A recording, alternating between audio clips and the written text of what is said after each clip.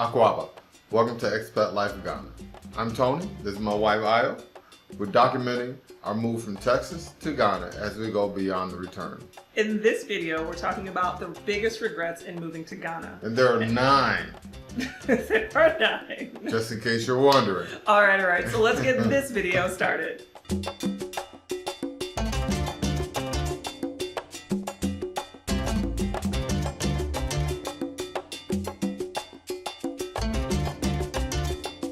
All right, so what are your biggest regrets moving to Ghana? Ooh, I think the biggest one is just not moving here sooner. I wish for a lot of different reasons we could have moved here sooner. That when we were here visiting before, I would have had the mindset that we should look into moving here, and I think it would have helped our transition a little more, even though... Like last year, you wish we just moved.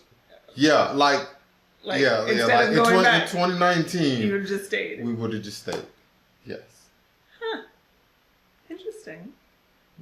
See? I felt like there was a lot of prep that still needed to get done. Yeah, I did too, but like even the visit before, if we would have thought, hey, we should think about moving here, we would have been, oh wow, on the ball about so much. We would have bought some land here and saw that triple in price, and who knows, all kinds of stuff. So much. That's interesting. My only the biggest regret that I have moving here is that we did not move here sooner. How about you? That we didn't ship an orthopedic mattress. This foam crap here. Yeah, everything is ash foam, and we are not memory foam. People. It's like my shoulders and my neck and my back and just everywhere. That was... What are your other regrets? I know, right? It's like... we're good. I don't think I have any. But wait. Like, this video is all about your regrets. Mm-hmm. So... why are people leaving? Like, why are we seeing, I don't know about you, but my video feed has been all kinds of videos of, I regret moving to Ghana. We left Ghana because it was so terrible. Why Ghana sucks? Why are people posting this stuff? I think people hear about how nice it is in Ghana and just pack up and leave and say, I'm going to Ghana, with zero information on Ghana, the culture of Ghana, or anything about Ghana other than what they've heard. Oh, that's terrible. Okay, so let's break down 9 regrets for people who have come to Ghana, who've moved to Ghana. Is that fair? 9 regrets. 9 regrets. 9 regrets. You ready? Number 1. Number 1. Not visiting. They just popped up here like, hey, y'all, we home. Okay, so, like, there's people watching right now who are like, dude, I'm moving to Ghana. Come visit first. Think of it like this. I hate when people just pop up at my house unexpectedly. So give me some heads up, a little, hey, I'm in your neighborhood, I'm gonna stop by or something like that. Do the same for Ghana. Go visit Ghana. Don't just pop up there with your suitcase talking about I'm here and okay, where do we go, where do we live? Don't do it like that. You're gonna be miserable. That would be like seeing videos from Florida. Mm-hmm. And deciding, I want to move to Florida. And you've been watching a bunch of videos about Miami. And then you go to Florida and you go to... Pensacola! Yes. and you're like... Pensacola's not Miami! I mean, no! I think people are setting up these expectations. I have seen some videos out there of Ghana and I'm like, where they at? They at like the Ritz-Carlton, 5th Avenue, penthouse apartment talking about this is Ghana. And I'm like, that ain't the Ghana we know. There are some people who experience Ghana that way. Mm-hmm. There are a lot of places that are not like that. Yes. And you have to visit. You have to know like how it is to move around here. The driving, the people, the food, everything. And the feeling. Yes. Like the feel of it. Yeah. Because you might come here. Remember those folks that came to visit? They were out traveling and they went to Cape Coast. And they thought they were going to love Cape Coast. And they hated Cape Coast. Everything is just not what we expected. No. But I give them kudos because they came to visit. They were like, Cape Coast is going to be for us. And they got to Cape Coast. They're like, not what we were expecting. And they actually, did they like Timma better?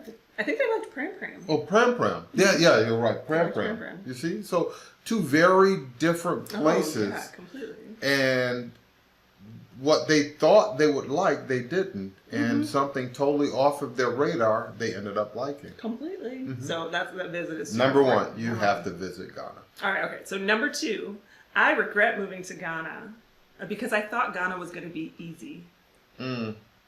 Or easier. Easier, yeah. Who is putting this idea into people's head that like, it's easy here? Easy. Yeah. It is not easy. It is simpler. Yeah. It is a simpler life. It's a simpler life. Right. That is not easy. Simple and easy are not the same thing. I like whoever is putting this kind of like energy out into the stratosphere and saying Ghana is an easy life. It's not. I mean, if it was just so easy, you would see everybody prospering here, and you don't. So it's not easy. And I think part of that is not visiting to come and see it. So everything's going to go back to that number one. Number one. Well, and I think the other part of that is like people in Ghana are very industrious and innovative and hardworking, and there's some infrastructure development that needs to happen in order to move the culture and society forward. Yeah. So all of those things are happening, and people are excited about that happening, but don't think that those things are what's going to make your life easy here. It is not an easy life. Everything is more challenging to get done. Right. Is that fair to say? That is very fair to say. Like even something easy just takes more steps or more time or more effort. So it is not by any means easier. If you think you're going to leave your U.S. life and come here to Ghana and have an easy life, not going to happen. It's not going to happen. Yeah. So that's my number two. Number three would be not researching locations. Yeah. A lot of people, even in answering questions, where are you going to live when you get to Ghana, everybody says it. East Legon, Accra, East Legon, Accra. It's like, wow. Ghana is a lot more than East Legon and Accra. It really is. Do you know what I'm tired of hearing people talk about? Sorry, I don't mean to be negative. The free land. Oh, I'm coming to Ghana for the free land. I got to get to Cape Coast, the free land. Sorry, I just got a little... Yeah, there's no free land. I mean, yes, there is technically free land. Technically, you pay the fee to process the property. And, it's a relatively inexpensive overall kind of thing. But the land is not... accessible. It's not where you want to be. So when you talk about locations, you really need to research where these locations are for that free land. Yes, life just an hour outside of Accra is way different. It's way different than East Legon. Yes. Okay. The next one. Yeah. Okay, next one. Number four. Shipping all your stuff. Shipping everything. Everything. Yeah, people coming with boxes of paper from 2010. Why? Why do you need You know what? that? Here's another part of it that actually annoys me more, is that you are in the U.S., you put all your stuff into a shipping container and you ship it. Then you get on a plane to come to Ghana. Your stuff is going to take six weeks to 3 months, depending on how and what you did, okay? So you've arrived in Ghana. You have about a month or a month and a half to wait for your stuff. In that month and a half, you have to get things in order to live. So now, by the time your container gets here, you've already replaced so many things with the Ghana version and gotten used to going without, that now this big container comes, you open it up, and you're like, what do I need all this stuff for? Right. And I think coming from the States, we're consumers. We buy things unnecessarily. We buy a lot of things. And you come here, you're like, things are so minimal that you're like, why do I even need all this stuff? And it's true. We had a storage container. Yes. And there's no storage people here. There's no storage units in Ghana. So a lot of the stuff you're going to get here and have no place for it, because we're used to having much more than we need in the States. And then that isn't the mentality here. You have what you need. You really just don't need it. Right. The truth of the matter is that you don't need it. You don't. I mean, there were a few things, but on the whole, to pack up your entire U.S. home and bring it to Ghana, goodness. unless you're bringing it all because you're going to start selling it out on the street and you're like, you know what, I'm going to take all my stuff and I'm going to sell it in Ghana. Okay, but if you're bringing it all here because you legit want to put your American house into a Ghana house. Mm-hmm. Yeah, don't do it. Don't do it. I hate hearing people that have shipped like 2 or 3 containers of U.S. to here. It's so expensive and you just don't need it. Yeah. You just don't. Absolutely. What's the next one? Not shipping everything. Wait, there's a little play there. I just said shipping everything and you're like, I agree with you. You can't say not shipping everything. Let me explain. If I were going to stay in construction, there are a lot of things that would benefit me in construction here. That's true. I noticed a lot of the concrete mason guys don't have the proper tools. So in that aspect, that's something that I would have brought if I were going to stay in the business. I would like that. That's really interesting because you pointed that out. There was somebody out there who was trying to smooth, I don't know all the words. They're smoothing out the concrete, and you asked them where their hand trowel was. Hand trowel, and they were like, he had a triangle hand trowel to smoothen out a 8x12 foundation, and I'm thinking to myself, wow, you're gonna be there all day. And a simple 8 or 16-inch or 10-inch hand trowel would have done a lot more of a better job and a lot faster.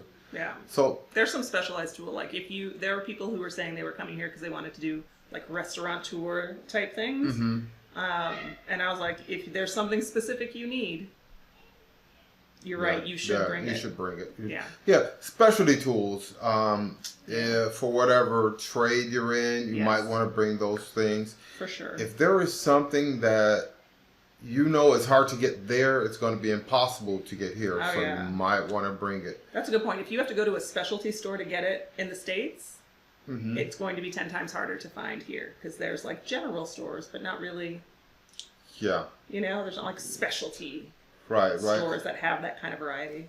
Yeah. Right. There's no dedicated tool store. How about that? There's no dedicated tool store where you can go in and find any tool you want. You're going to have to bounce around to a couple different stores to get what you need. So that's a good point. That's a good point. So if you need it, ship it. In terms of that. Yeah, I think the thing we didn't ship that we complain about the most is a mattress.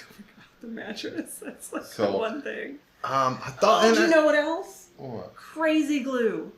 I would have packed some bottles of crazy glue. And there you I have it. cannot find crazy glue. Y'all, if you haven't packed yet, stop by the store and get some crazy glue. Because I feel like there's a market here. What a small little item. I'd sell it for, that could be a business. Just a crazy glue Just selling crazy glue. There you go. All right. Okay.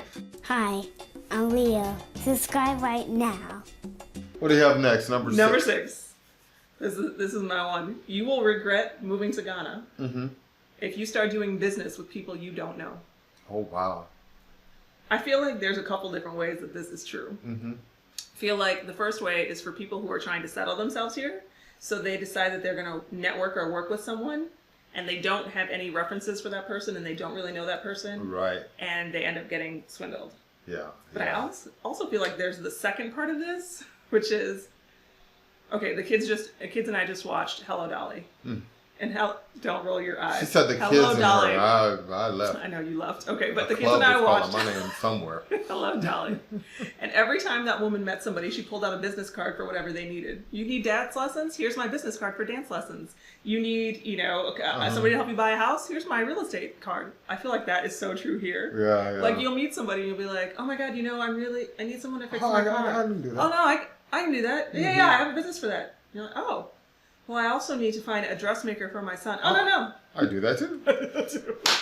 Oh my God. Yeah, just be a little wary of those kind of people. Just watch out for them. Some jack of all trades here, which means they are master of none. The master of none. And so I feel like if you work with people who you don't have some kind of reputable recommendation from or connection with, or at least you know they didn't do somebody else wrong. I feel like that's Yeah, I think that most of our contacts came from people we know, and they were like the cabinet guy, you know, came from Reverend Daniels. Yes. Hey, if you are trying to figure out some things and you're not sure, go to expatlifeghana.com, go to our partners page, and you'll see all the people that we've worked with that have had good experiences with, people who've come to us recommended that we did business with and was good. We've shared over there. So I can't say that they won't do you wrong, but I can tell you they didn't do us wrong. Right. So and I feel like I think they know, just dealing with people that we know, that they want to do a good job and they want to keep that relationship. Positive So relationship. they're really doing a good job with us, so they can keep getting all the referrals that they're But getting. otherwise, don't start giving money to people No, that you don't know. don't do that. Get into business with people who you have never met before, never worked with before, and don't know anybody who's worked with them before. Just you'll regret it. Maybe we ought to start a referral service. Something into that. We'll see. Go to the partners tab until then. All right, so question for you. Which one of these regrets so far is the one that sticks out as the worst one? Yeah, if you curious. made it here, like, oh yeah, I know about that. Or if you haven't been here, you're like, oh, I didn't think about that. Let me not make that mistake. That'll be our question for you. Yeah, there you go. Drop a comment below and let us know what you think. All right, the next one, number 7, is underestimating the cost. You hear you come to a developing country and you're like, oh yeah, it's going to be so cheap there. It's really not cheap here. I mean, It's like a lie. You have to learn how to live Ghanaian to be able to get those benefits. Yes. What do I mean by that? Breakfast. Yeah. You go have breakfast. Go have your less than 5 CD breakfast out at a food stand or something like that. Yep, you can totally do it. Yeah.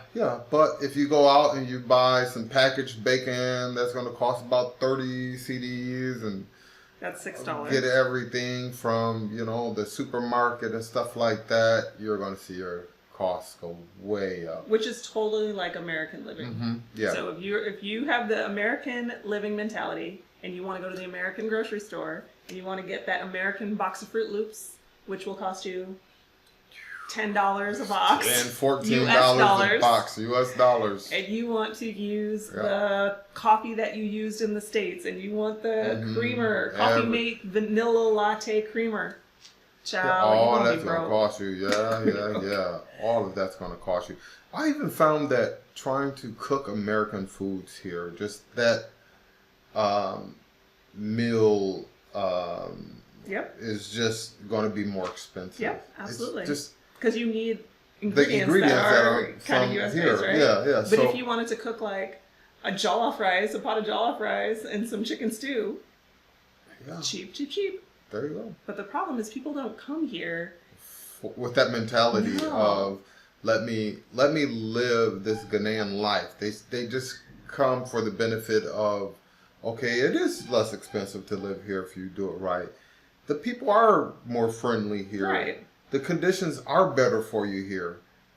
But it comes at a cost. It comes at a cost. Absolutely. Well, and the worst is the people who think that they get all of those at the cost of living a Ghanaian life. Like they think they can afford an American life on a Ghanaian budget. Yeah, and you really can't do that. It's not. Yeah, those are the people who come here looking for jobs. Well, and I think those are the people who leave here with so much regret that they ever came here. But it's because they weren't realistic about the job market and the true cost of living and what it really takes to move here realistically, successfully. Yes. So coming here to look for a job. I think every time I get to say this, I say it. Don't come to Ghana looking for a job. You're gonna regret that. If you're not coming to start a business, if you're not coming on a retirement plan or savings you already plan, have a job from an American company that's placing you here. You're going to find it very difficult in the job market. Yeah. Can't preach. Okay, sorry.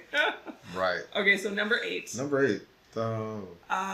If you're gonna regret coming here if you don't have any appreciation for the culture here.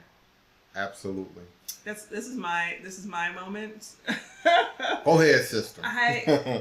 I don't understand. Okay, let me rephrase it.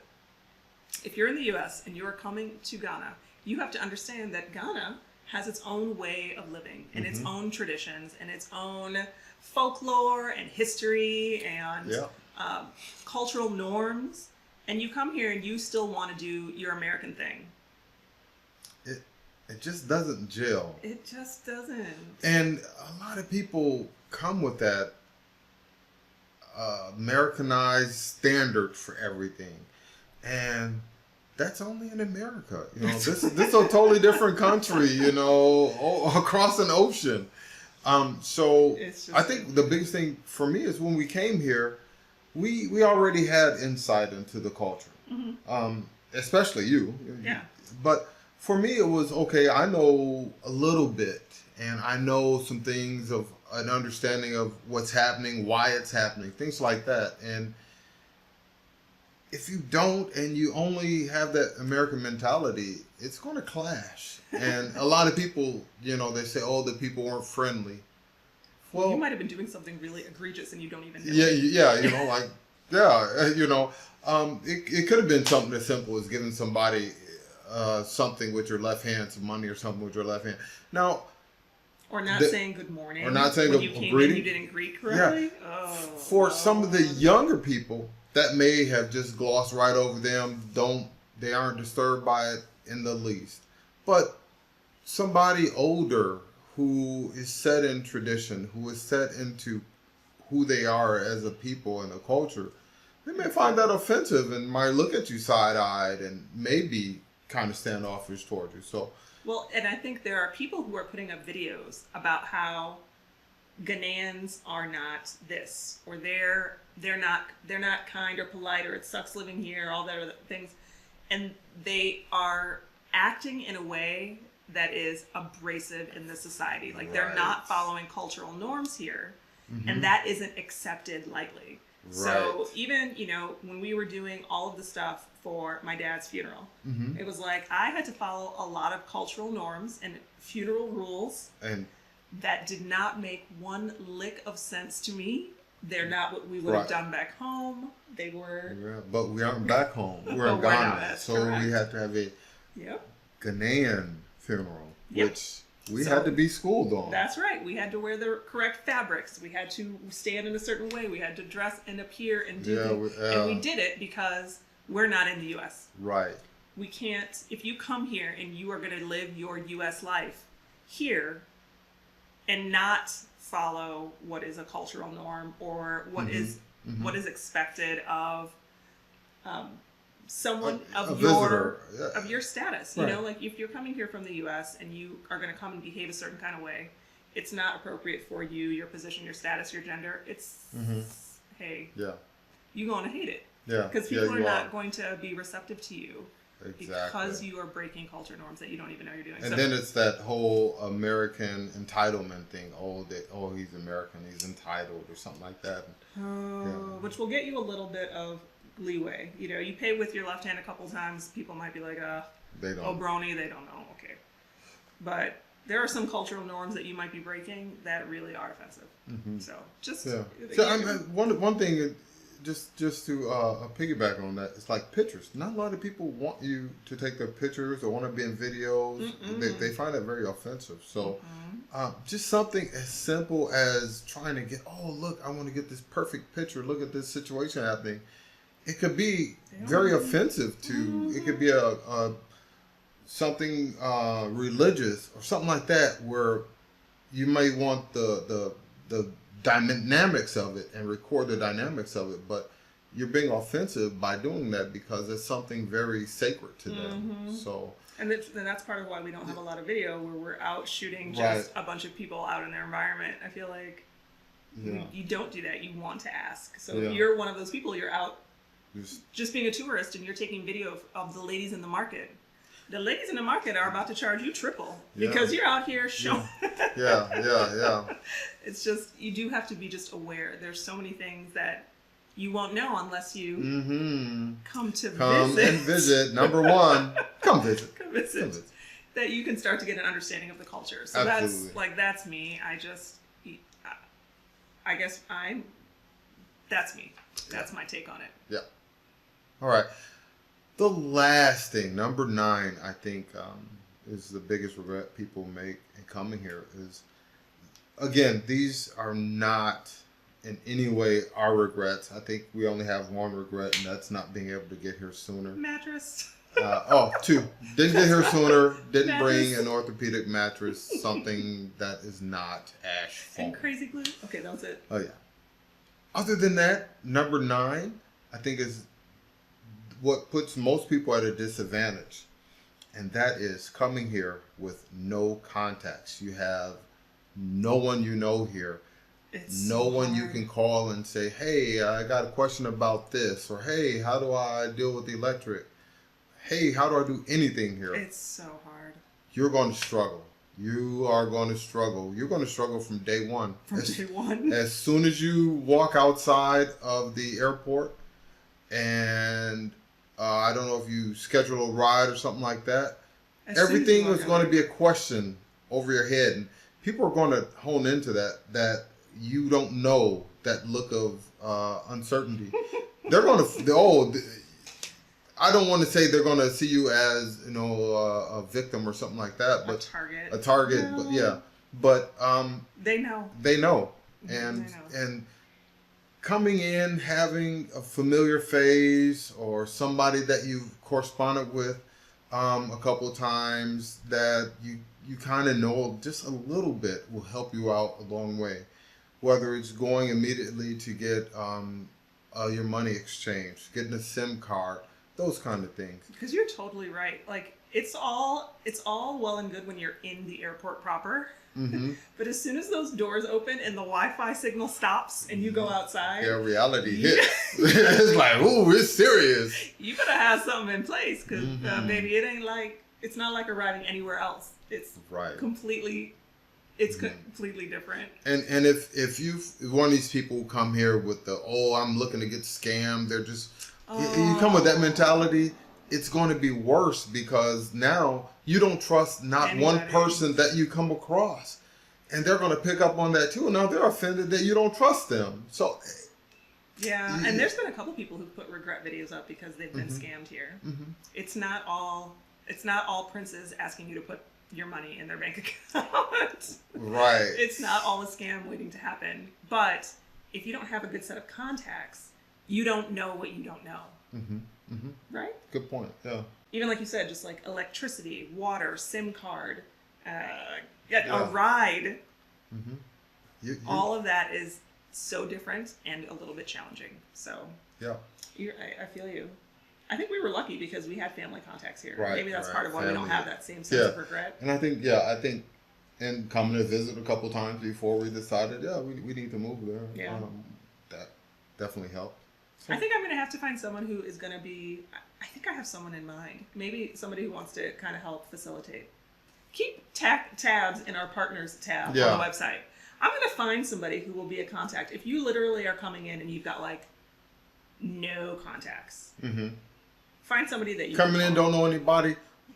Look in our partners tab. Yeah. We think we might have somebody who can help you out if you're I think I'm coming. going to do that. Okay, that's going to be I'm going to work on that one right now. Look at that. You guys saw an idea being born right there. Light bulb. All right, y'all. So we don't have any regrets in moving to Ghana. Yeah, not even after being here for I 4 don't know months how now. long we've been Yeah. here. We've been here for 4 or several 5 months now. I think we've adjusted quite well. I'm gaining a lot of business contacts. I'm gaining a lot of personal contacts. And a little bit of weight. Sorry, I was talking for myself. I wasn't speaking for you. That's a little because the food is The really food good. is so good. And you go to some place and somebody's eating. Oh, please, you're invited. You don't want to turn food down. You can't. That's the cultural thing. They'll talk bad about you when you leave. Right. So You better eat some kinky. yeah. I think for me, just being out there and saying this is my life, and like, okay, let's make the best of it. He doesn't have any regrets. It's limitless here. So He doesn't no, have any I regrets. don't. No, I even No. asked him as we were getting ready for this video. You're like, I don't have any. I was don't like, have well, any. I don't have any either. Yeah, my shoulder hurts from our bed. The Other bed. than that, That's No it. regrets. Oh, wait. You got one. I do. What? And it's my biggest pet peeve. When we bought our truck, I thought it had Bluetooth, and it didn't. So I don't have all my music or on a USB drive. So that's the one thing I need You're so sad about to be able to put it into the truck to be able to listen to some Okay, different so music. that's the only, that last regret is that we didn't bring more movies and music on thumb drives. Right. So if you're packing and you haven't packed Crazy Glue, music and movies on thumb drives, and a mattress. And a mattress. Okay, those are the 3 regrets. Yeah. That's Yeah. it. Yeah. That's it? That's it. Those are the 3. Okay. Yeah. All right, y'all. Well, we're glad I you think stuck that's around it. with us. And we are going to head on out. We will see you in the next one. Hey, Charlie out for now.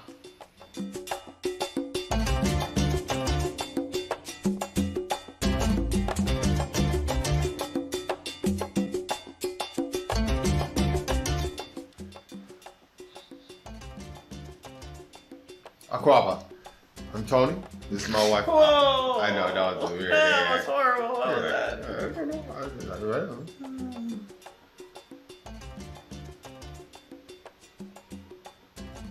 Hello.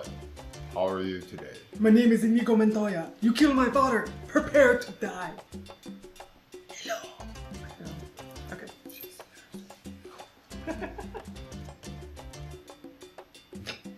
I like doing that. You're like, why did he say something? Say something.